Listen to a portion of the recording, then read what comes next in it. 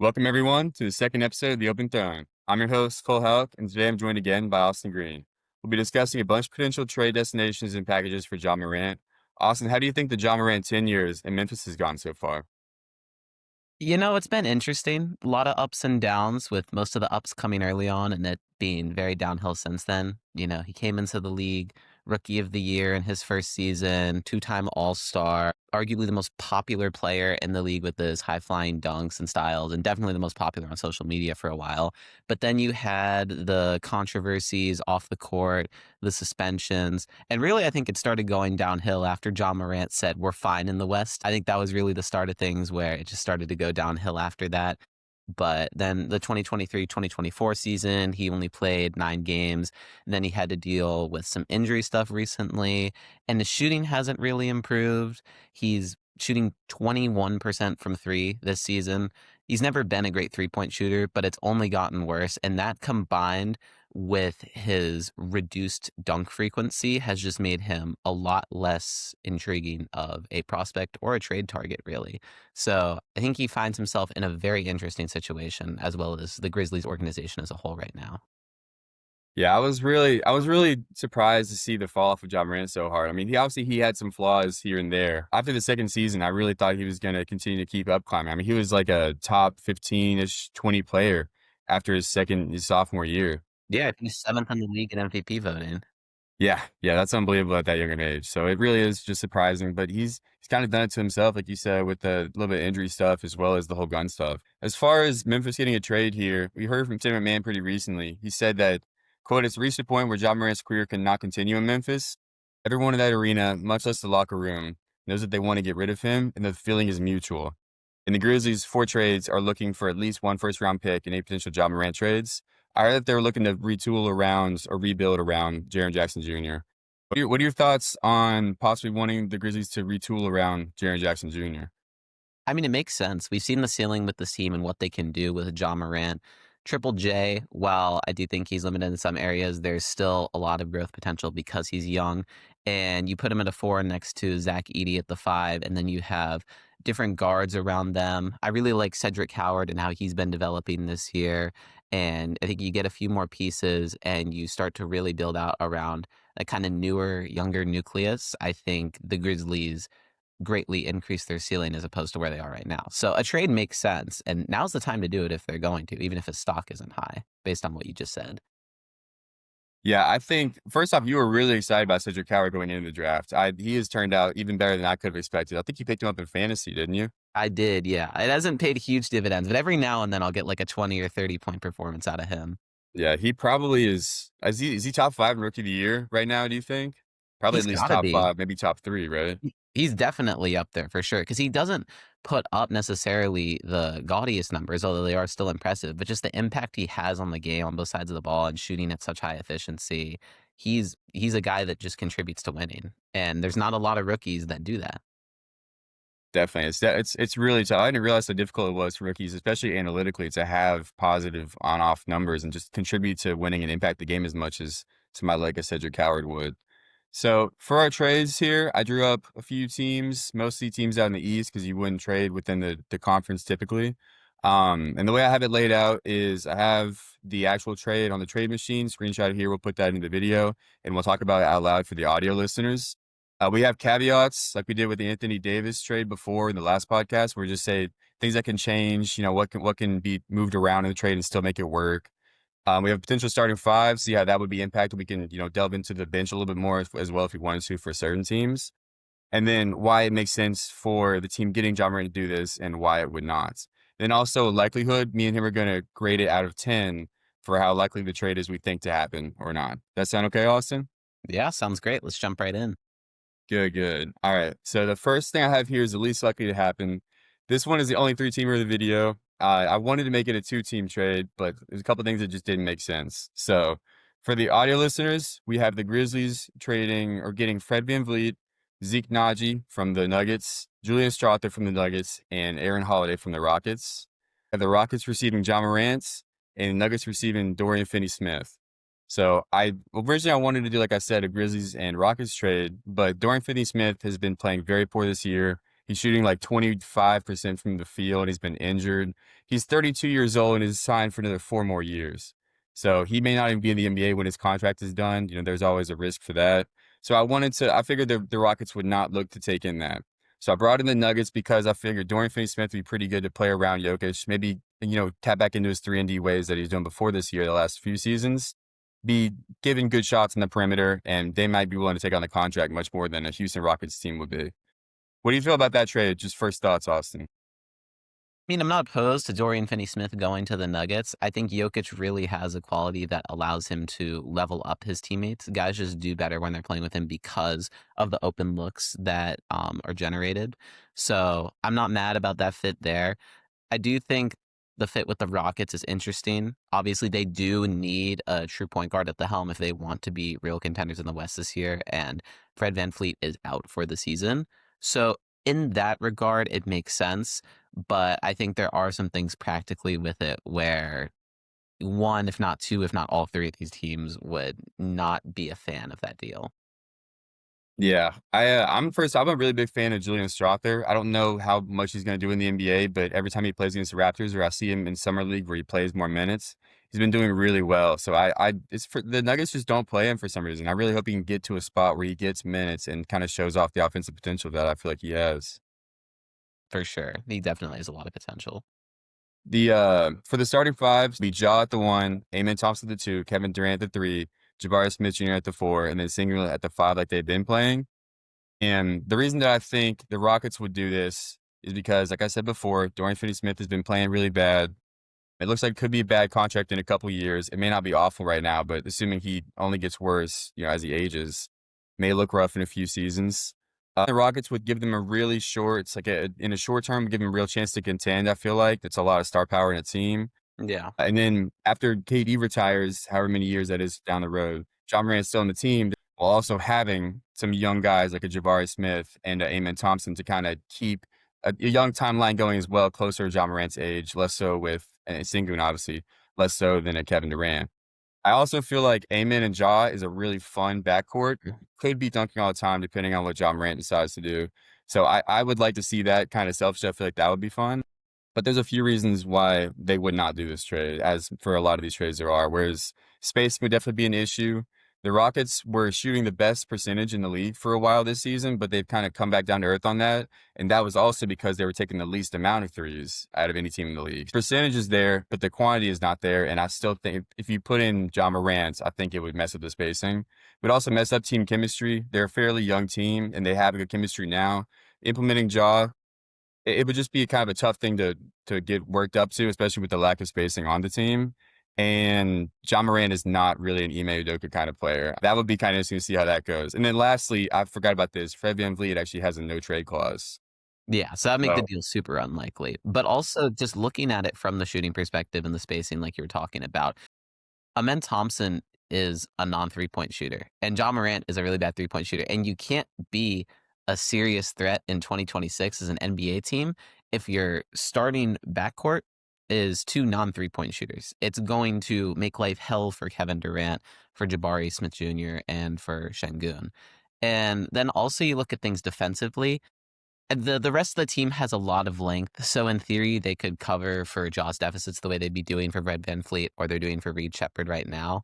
But I do think there's the effort factor. I'm not sure exactly how much intensity Jaws is going to bring that side of the ball, and that kind of falls in line with him not being an Ime Udoka guy. And also, as far as having guards of a smaller stature go, I very much like Van Fleet for the Rockets when he's healthy. I think he's a great piece for them. Obviously, it's not working out this year. But I'm also a huge fan of Reed Shepherd. You mentioned earlier how I was high on Cedric Howard. I'm incredibly high on Reed Shepherd. He barely played the last few years and wasn't in really the favor of Ime Udoka. But Kentucky guards are about the closest thing you can get to a sure bet in the NBA. And the shooting is there, potential's there. He's on the smaller side, but I really think he has a potential to develop into an all-star and just something special with this Houston team down the line. And I worry having Ja there could stunt that growth. well, if you do believe in Reed Shepherd, which I know some people are high on and some people aren't, I think that would definitely get in the way of something like you were talking about.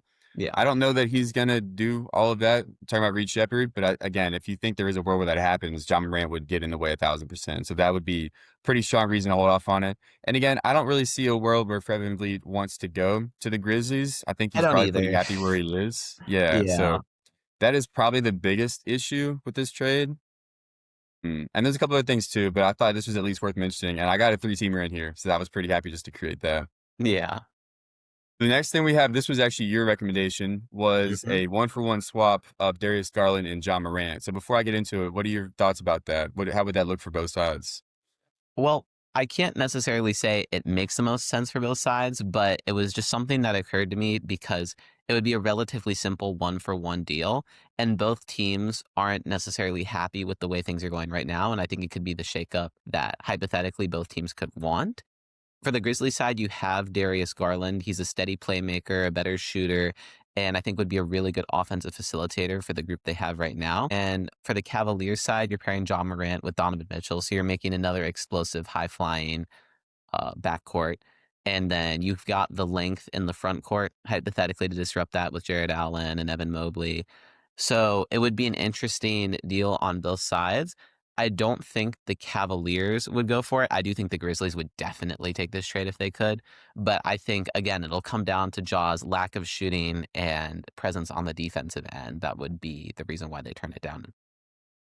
See, I don't know that it's going to be that different as far as defensively. I feel like Darius Garland is probably a slightly below average defender, mostly because of his, lack of size, which Ja brings a little bit to as well. I think, like you said, the Grizzlies would be really excited to do this. I'm not 100% sure about the Cavs. I feel like they would really need to kind of have a midlife crisis, the ownership there, and decide that this is not working and Garland is the problem because of his recent injury issues.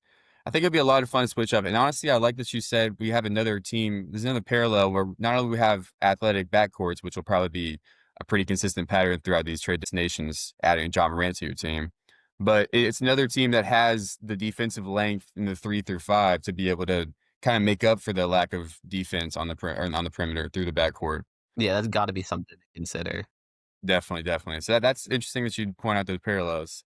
This starting five would look like John Morant, Donovan Mitchell, DeAndre Hunter, Evan Mobley, and then Jared Allen. So it's the exact same things that they have now, just incorporating Ja instead of the injured Garland this season. Why we do this is what we talked about before, where it's just Garland Mitchell backcourt has not been working, especially in the playoffs, which they've been injured for, but that seems like it's kind of a more consistent Garland problem as of recent. And Yeah. they just Cavs really want to change something, and they can buy really low on somebody like a John Morant. While they wouldn't do this, similar issues defensively as guard, like we had talked about. And I think it would clog up the lane a lot for Mobley and Allen because Garland is a good shooter and somebody that you need to respect on the perimeter. Whereas John Morant is shooting very poorly this year, has never really been a consistent shooter throughout his career. I would rate this as a 3.5 out of 10 for likelihood to happen. I think it's pretty unlikely, but if the Cavs decide to pull the trigger on, I think the Grizzlies would definitely say yes, like you had said. Yeah, for sure. I would give it probably about a 3 because the only way I see this happening is if the Cavs management does have that midlife crisis and is thinking Donovan Mitchell is having not quite an MVP season, but if you got rid of like the top 3 or 4 best players in the league, like he's definitely up there. He's making a real case for all NBA first team this year. And you have that combined with this team's not going to be young forever and you just need something to shake things up. But I'd imagine that Cleveland's management is a little more poised than that. So I just don't see it happening. Yeah, so that's kinda how I feel too. I mean, that's why we had it so low in this list. So the next one is pretty interesting, and I'm gonna let you talk for a decent bit about this one as well. The next one I have here is the Celtics getting Ja Morant, and the reason I thought this in the first place was because I was thinking to myself, what kind of team would Ja Morant want to be on, or would he be maximized on? And in my mind, that's a spacing team, like a three-point heavy team, which obviously, Celtics is very heavy on, and a team that can play team defense around him and kinda, like you said, make up for the defensive woes that he has. So I thought all of that screams Celtics ball to me, at least from John Morant's perspective outside of him. But everything else is not so good. So what we have here is John Morant and Vince Williams Jr. going to the Celtics for Anthony Simons, Sam Hauser, Xavier Tillman, and then a second round pick in 2026 and a top 10 protected 2027 first round pick.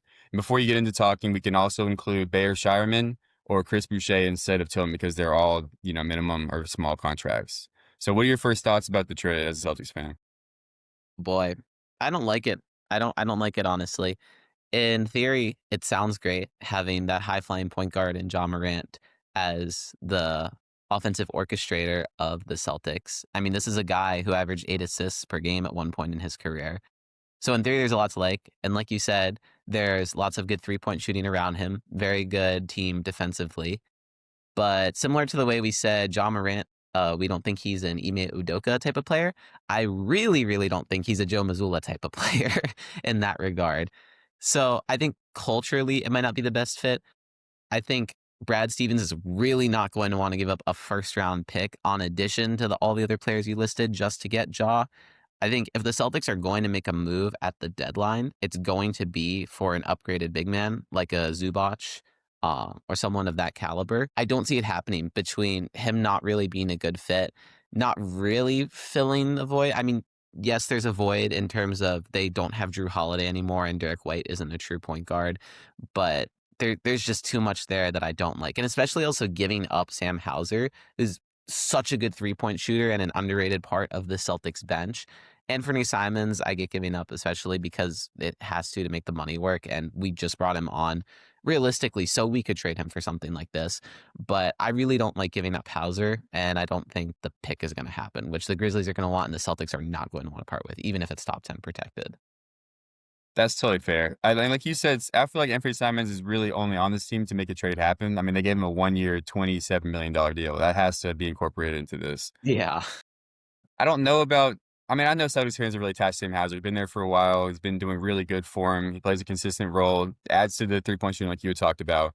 But I don't know that he should be the reason why we wouldn't go trade for Ja Morant when his value is at the lowest. I feel like that's a little bit Yeah. weird. The starting five for this team, if he did incorporate Ja Morant, would be Ja, Derek White, Jaylen Brown, Jason Tatum when he comes back from his injury, and probably Nehemiah Skata or anybody else that they want to have at the starting five.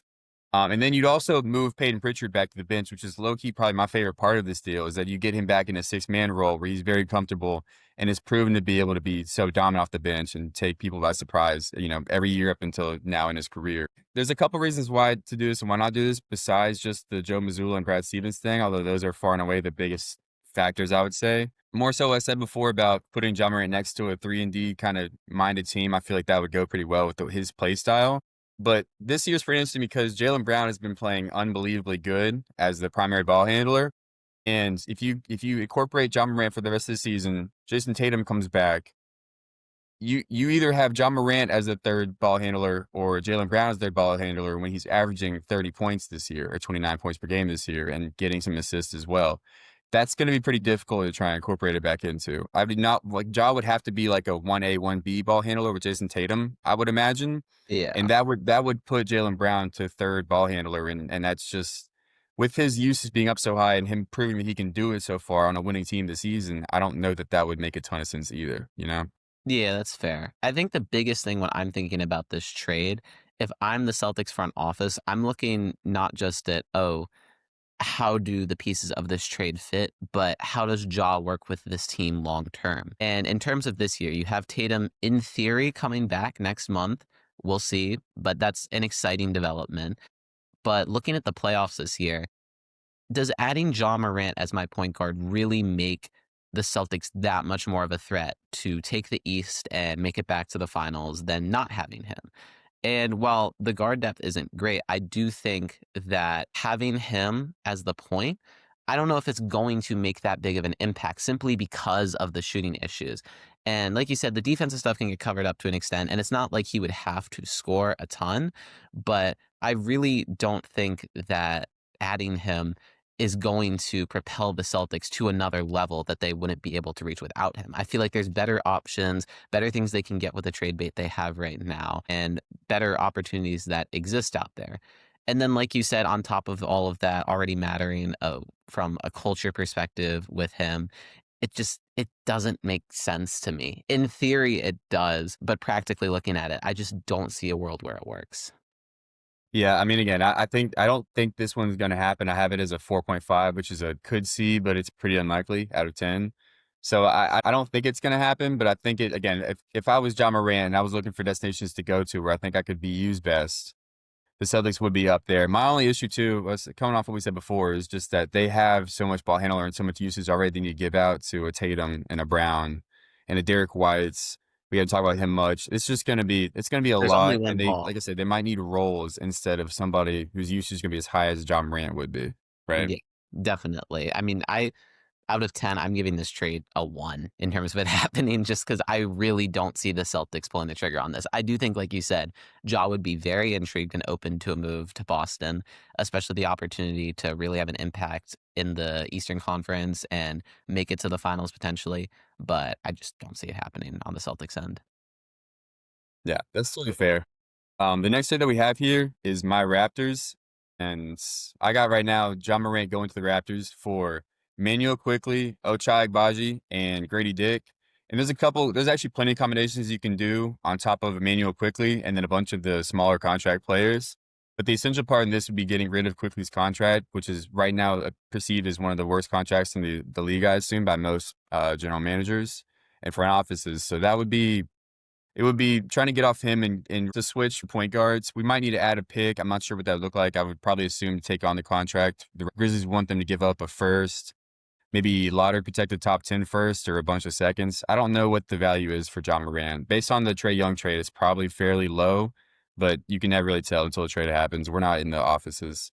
So the starting lineup for this would be John Morant, RJ Barrett, Brandon Ingram, Scotty Barnes, and Jakob Poeltl. And they would include Grady Dick in this trade because Grady Dick still has value as far as I'm concerned. He's a third-year player, and he's a shooter, movement shooter that's not been able to shoot that much. He's been league average for the first 2 seasons, and he's down to like 31% this year. So that's not very good for us. I think we'd be pretty easy to get off of him. And while he still has value as a younger, player, kind of an asset. And Ochai Agbaji, I like a lot, but he's on his last year. We need to pay him. He's basically been in any trade I've seen from Raptors fans going out. I don't want to trade him, but I think he's gonna have to be like a necessary evil because we're already paying the roster pretty heavy, and getting his contract new one on top of that may be expensive as well. The reasons why we wouldn't do this is because of spacing and injury concerns. The spacing on this team was misleading early in the year. We were actually top 10 or so in 3-point percentage for half the season up until now. And the last couple months, it's really been falling. We're down to top 10 or bottom 10 now, excuse me, on 3-point percentage. And also injury concerns. This Raptors team has a lot of injury concerns that people aren't necessarily talking about. Ingram has been an injury-prone player for most of his NBA career. Quickly and RJ have been in and out. RJ more so. He's actually injured right now. Ingram has played the entire year up until now, but he got injured in the Hornets game 2 or 3 games ago. And Scotty has injury history a little bit as well. So I just think adding a John Morant with the suspension and injury history, all that would be kind of difficult. Plus, John Morant would clog up the lane. I mean, this kind of goes with the spacing, but Yeah. we need Scotty and Jakob Poeltl to do stuff in this potential starting five. And it's going to be a lot more difficult if John Morant's driving 24/7. I think it'll be interesting to see him kicking out to some of our guys, but it wouldn't outweigh the weakness, I don't think, of clogging the lane up as much. What do you think? Definitely. I think you have to think about this as a real option purely because of how the salaries would line up in the picks. The Raptors has been saying they wanted to offload quickly and potentially a first, if not more than that, for the right player. And the Grizzlies made it clear they want to get at least one first back. And that would make sense if they're taking on the contract of quickly. I feel like Grady Dick for the Grizzlies is really the only piece they're getting back where they're hoping he could turn into something and become a part of their team. Just because, in my mind, being a third year player, he is their best asset.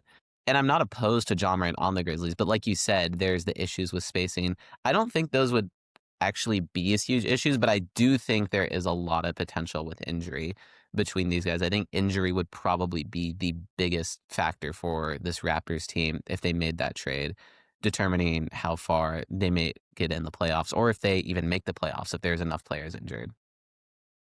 Yeah, I understand that. I don't like you manifesting the not making the playoffs. We're the fourth team in the East right now, but other than that, everything We'll else sounds see. okay.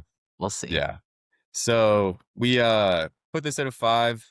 It maybe needs to be a little bit higher than that because they already had shown interest in Trae Young and a couple other guys. I hear that we're interested in DeMontis Sabonis. I don't want him on the team either, but that's people are It's open to. interesting. Yeah, it could be an interesting fit, but I'm not 100% behind it. So I Mhm. think this is probably closer to a 5 or a 6 for me, where I could see it, but it's probably unlikely. Yeah, I got it as a 6 just because probably not, but of all the teams we've gone through so far, if any of the jaw trades happened, I would expect it to be to the Raptors. Gotcha. I mean, yeah, out of what we've seen so far, I definitely think they're probably maybe an entire tier above the rest of them as far as how likely a trade it is, when you say? Yeah. Went from very not likely to somewhat likely. Definitely. The rest of these following the Raptors one are probably the most likely to happen. Next one we got is the Bucks, which I wasn't really expecting, but the more I looked at it and how the ownership has gone so far, I could definitely see it happening. Yeah. Where it would just be Kyle Kuzma, Bobby Portis, and Amir Coffey on a 1 year minimum going to the Grizzlies, and the Bucks getting Ja Morant straight up. So this deal would need to include Kuzma and Portis because there's not a lot of medium-sized contracts on the Bucks, and I tried to replace the forward depth with the Grizzlies, but a lot of their forwards are already 12 or $18 million contracts, and they just can't make that happen. Yeah. I think the Bucks would do this because the front ownership has proven with the Dame trade and other stuff that they're willing to try and keep Giannis happy, keep him around on the Bucks, and could definitely see them buying low on somebody like Ja Morant. The Bucks is one of the best 3-point shooting teams in the NBA. I think they were top three or top two in percentage.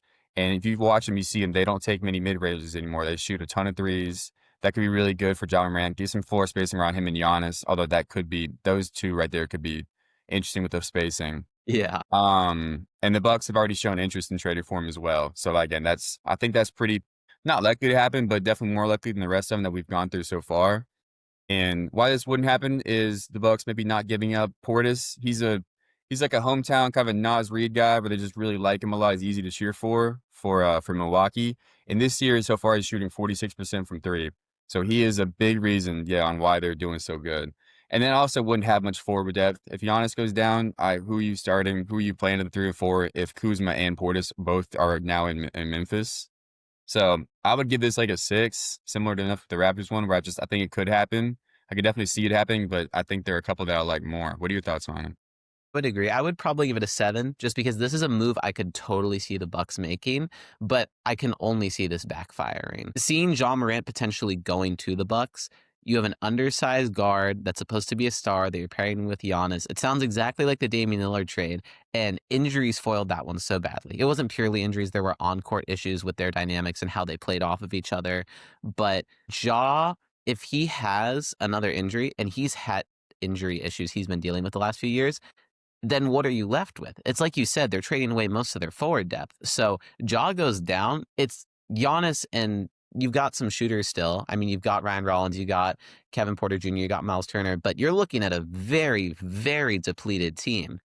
And so again, this does feel like something that Bucks ownership would do to try and keep Giannis happy, especially with the last few months, all the talk about him like, oh, I'm not requesting a trade, but I can't control what my agent does and who he talks to and things of that nature.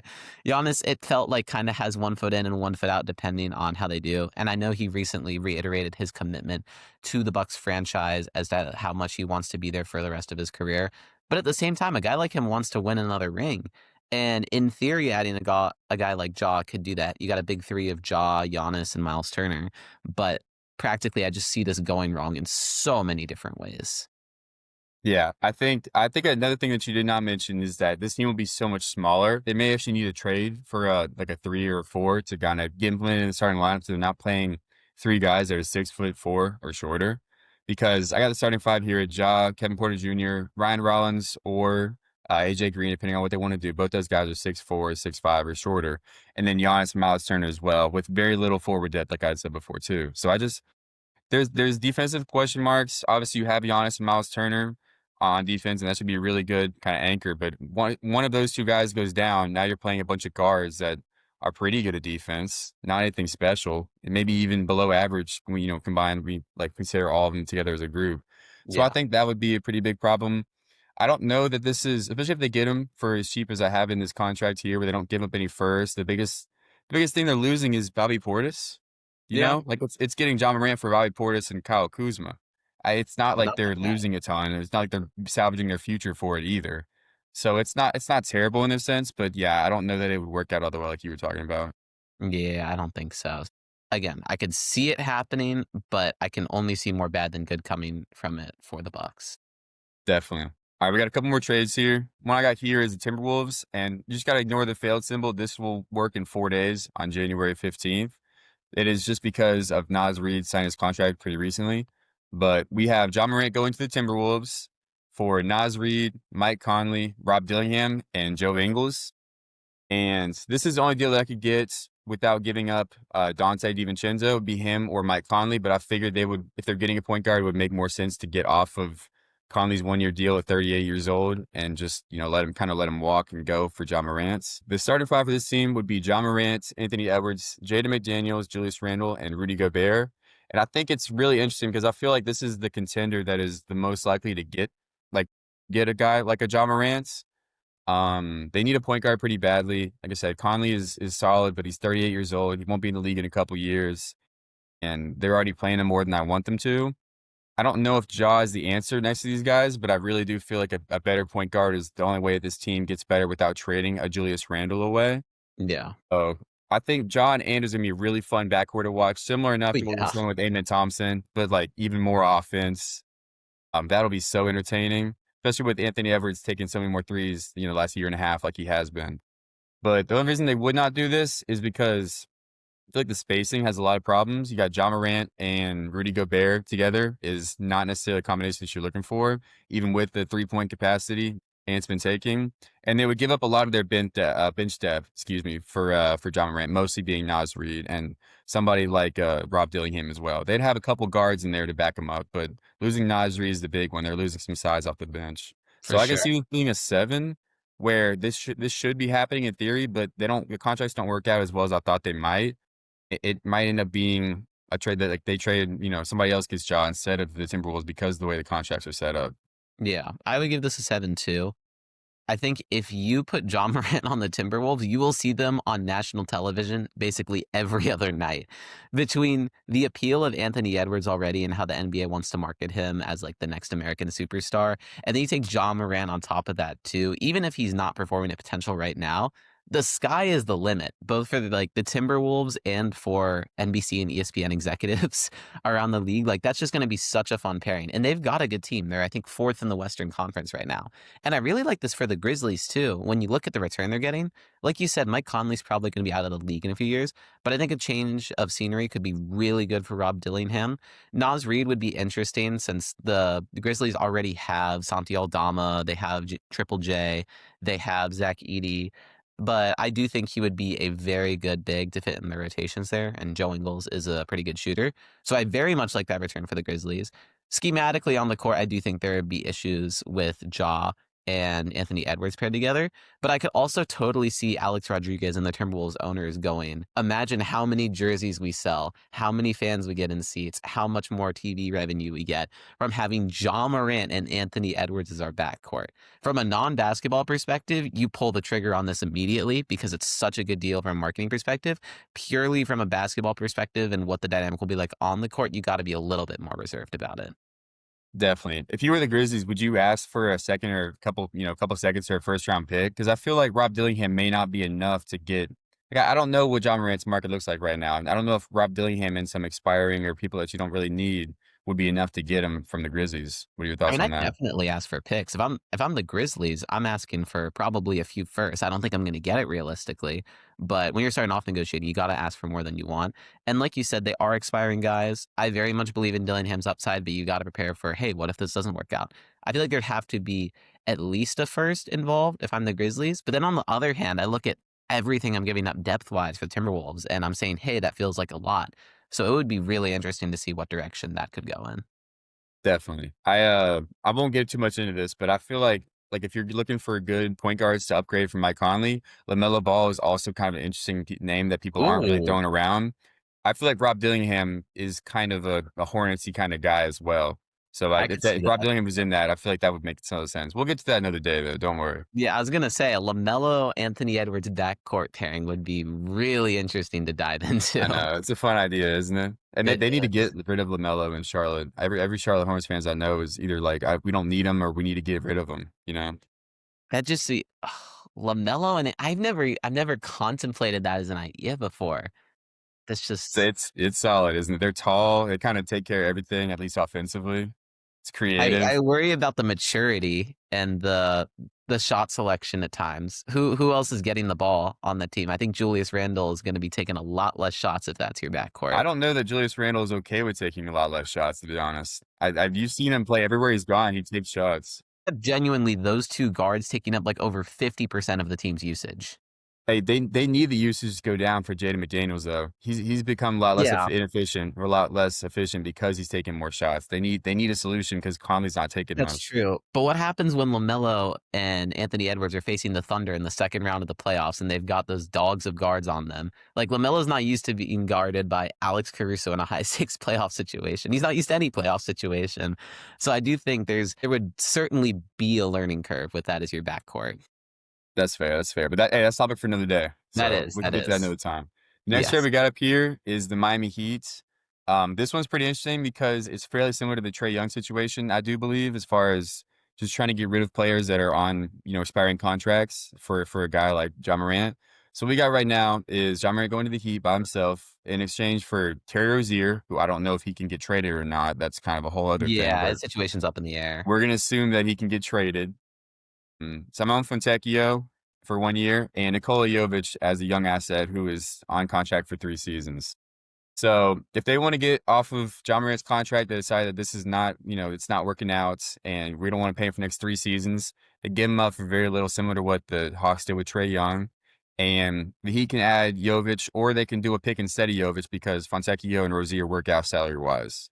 So between those, what do you think the Grizzlies would want more between Jovic or a pick going a couple years down the road? And do you think it makes sense to put Ja on the Heat? I think if you're the Grizzlies, you have to be looking at a pick for this kind of return. Like this isn't if you're the Grizzlies, this just isn't enough for Ja. You need a little bit more than that. The Heat, I really like the fit there. I mean, there've always been a magnet for stars or former stars or on the rise stars, whatever the case. They always seem to be in a position to trade for a star asset or to sign one in free agency. And I do think John Morant could fit well with this Miami Heat team. I think it would be an interesting sort of vibe with Ja Morant and Tyler Hero. I think that could get really interesting, especially when you're looking at who's doing the majority of ball handling and play calling and things of that nature. But pairing him with Andrew Wiggins and Bam Adebayo, I think you do have a really interesting young core there, and at least one that could be competitive in the East. I don't know what you're looking at ceiling wise for this team. I don't think I can see it going past the second round, really. But I think it would be a fun team, and it would give Miami something to look forward to in the meantime. It definitely would be a very fun team. There's a couple question marks, like big question marks that I have with this. But like you said, Miami's a big market. They've been kind of rumored to get a ton of stars. Dame was supposed to go to Miami until the Bucks, swept in and got him. Giannis was So I thinking think about Miami. Yeah, yeah, yeah, yeah. So there's definitely a chance where it could happen just because of Pat Riley and Miami's history to do this, and just taking a chance on a star when his value's pretty low. That feels like a Pat Riley kind of move, especially somebody like a John Murray that'll sell tickets and that sort of thing like you were talking about with him on the Timberwolves. But I feel like they would not do this because spacing is going to be an issue. I mean, their starting five. It looks like it's going to be John Morant, Norman Powell, Tyler Hero, Andrew Wiggins, and Bam Adebayo. I don't know how Powell and Hero and Ja are going to play together. That Yeah. sounds really kind of clogged up in my head, even next to somebody like a Wiggins and a Bam that should hold it down defensively. And you also have to consider this is what the type of ball that the Heat are playing this year. They're doing something really new on offense, and it's similar to what the Grizzlies were doing. And John Morant was not happy. Remember, it was like kind of an AAU type of ball, and it was Yeah, kind of like, more ISO a ton of heavy. ball screens. Very little pick and roll. Yeah, so they weren't John Morant was not happy with that. He says this is not what I'm like best utilized for. It's a lot what Miami's doing this year. So they would either have to change that and kind of change their offense for John Morant, which I'm sure a lot of teams would do anyways, a little bit. It's a new, scenery, having somebody like a Jaw on the team. But if that's what Miami's going to continue to do with John Morant there, I don't know if he'll be happy there either. Yeah, and I think you also have to evaluate this from the chemistry perspective. I mean, does Ja Morant really fit into what we have grown to know as Heat culture? I don't think so. It's not saying that he couldn't become that, but I do think Pat Riley and others could get tired of his antics if those flare up again quite quickly, and that's also something to keep in mind. Yeah, I definitely agree. So, but because of the nature of this being a heat trade and everything making a lot of sense, at least, assuming that there's a 100% chance that Terry Rozier can be traded, which I don't know if that's true or not. I have this at a 7.5 where I think it definitely could happen, but it may not. Yeah, I got it at an 8 in terms of I very much think it could happen, and there are probably gonna end up being talks about it. Do I think it'll ultimately end up going through? No, because Miami's rumored in every star deal, and they're always putting together packages, and then it just never ends up happening. So will it probably end up happening? No, but it's incredibly likely in my mind that it could.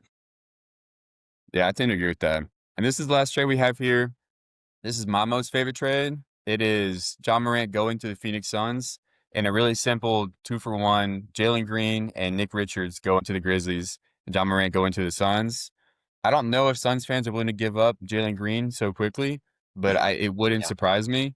And Ja and the Suns ex Devin Booker would be really, really interesting. And their front office is constantly making moves that kind of blow my brain up. I don't know how to think about the front office. They've made a couple smart moves, but a bunch of dumb moves as well. I could definitely see them making this move. They've made dumber moves in this. I think it'd be interesting. The starting five would be John Morant, Devin Booker, Dylan Brooks, Royce O'Neal, and Mark Williams, which I think is actually a really interesting starting lineup. That's one of my favorite starting lineups of this, just as far as like having a balance, a little bit of everything.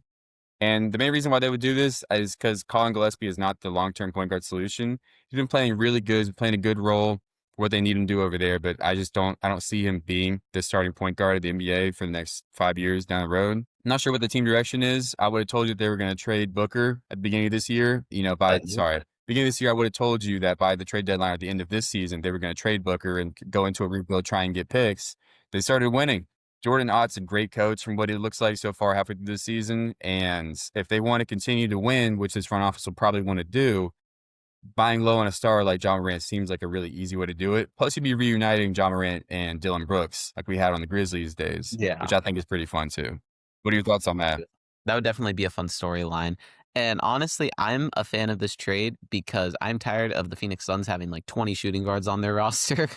And between Jalen Green and Devin Booker and Dylan Brooks and Colin Gillespie, you really just need a true point guard, and they're lacking that.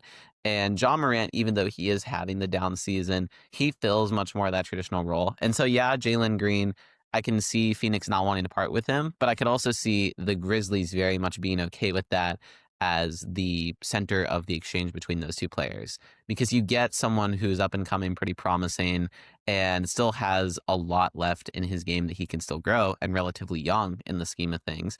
And for the Suns, you add in Ja. I think he could be a very nice piece alongside Booker.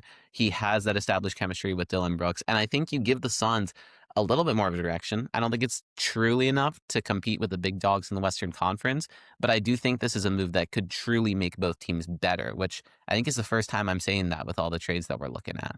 That's exactly what I was thinking too while you were talking. Because I was like, I have this as an 8 originally, but I'm thinking more of an 8.5 or 9 because every trade we've dropped until now wasn't really giving the Grizzlies much to kind of fall back on, tell their fan base, hey, we're going through a rebuild or a retool, but at least we got this guy coming in. If you can't tell your fan base that we got Terry Rozier and Simone Fontecchio. That's not really Yeah, a it's selling not point going to cut it. for a fan base. So this gives them a chance to try and build around and take a flyer kind of on Jalen Green. He already has a contract. So if he doesn't work out, then that's something you got to deal with. The repercussions of he's not on a rookie contract anymore. But something you might want to take a flyer on. He's shown plenty of flashes offensively. He's got those really great couple months, pretty much it feels like every year where he just turns into Michael Jordan and averages nearly 30 points for anywhere from 6 to a dozen games in a row. I Yep. can see this being really good on both sides. The only reason I think this may not happen is if the Suns management decide they want to keep what they have, or they decide that they want to go into a rebuild. But the more I think about that too, it doesn't sound like everything that I've heard about this management from when they moved in a couple of years ago. So I don't know that that's a good reason to not have it, you know? Exactly. Yeah. Management is not afraid of shaking things up, as we've clearly seen and learned. So this trade very much feels like it could be on the table for both sides. Yeah, so that's why it's my favorite trade. I'm gonna boost it up to a 8 or 9, probably a 8.5, where it definitely could happen, but there's still a world where it doesn't if the Suns decide not to, or they're just not in the mood to trade for anybody because they kind of like what they've had so far. They're surprised that they're doing so good this year, and they want to see how long they can ride it out for. Yeah. I think I'll probably keep it as an 8, but still in my mind, very likely that of all the deals, this one comes to fruition. Definitely, definitely. I feel like that's the best trade we've come with so far today, don't you think? Where it kind of makes the most Yeah. sense for both sides. Yeah, we're picking up steam as we go along. Didn't start off great, but now we're getting into some real contenders for trade possibilities.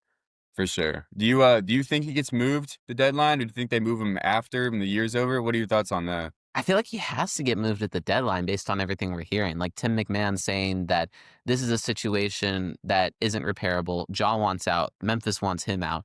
If they're not going to get rid of him at the deadline, I think it will because they have shopped very aggressively and they just cannot find a deal that they like. I do really think they're set on moving him. And if it doesn't happen at the trade deadline, it will happen later. So if you think he gets moved to the deadline, where do you think he's going? I mean, I want to say Phoenix because I'm really a fan of that trade that we just cooked up. But realistically, I think it could probably end up being either Miami or Milwaukee. Like you said, the in-conference teams don't often trade with each other, and those are two destinations where I feel like management could pull the trigger to either make Giannis happy or just to get a star in Miami's case. I feel like there's enough pieces where you can definitely make the salary work, and then you figure out the draft compensation aspect. I feel like those are the two teams that are, I guess you could say, desperate enough to make a swing like this. So I would say probably one of those two. I understand the desperation aspect, but I feel like I'm still kind of holding out for the Minnesota Timberwolves. I feel like having Ja next to Ant and Randall and Gobert and McDaniels makes a ton of sense, and they really do need a point guard upgrade. So I feel like that's my preferred destination for him. But I just the way the contracts are laid out, I think they would need to give up more draft capital than what we had in our trade drawn up for him. And I don't know that it will happen. I think the two most likely spots are that or Miami, like you were talking about. I could definitely see that coming to fruition. I don't know that Milwaukee's going to do it. It just depends on how desperate they are. But I know Bucks fans, and I'm sure there's a bunch of them out there that are kind of tired of what the whole Giannis debacle and trying to figure out if he's happy or not and what he wants to do for the team and giving up, salvaging future assets for a Giannis that may not be here in 2 years anyways. You know? Yeah, exactly. Don't get me wrong. I would love to see Ja Morant on the Timberwolves because I think that would be a ton of fun. I just don't think realistically it will end up happening because the Timberwolves aren't going to want to give up as much as the Grizzlies are going to demand. Right, right. And that's why they go for LaMelo Ball, right? Exactly. That's why we see a LaMelo Ball, Anthony Edwards backcourt in the second round of the 2027 playoffs. It's going to You happen. got a little prediction going. I love to see it. Well, that's all we have for today's episode. Thanks again for listening to the Open Throne podcast. Make sure to tune in for our next episode. We'll be talking about Zion Williamson trade destinations.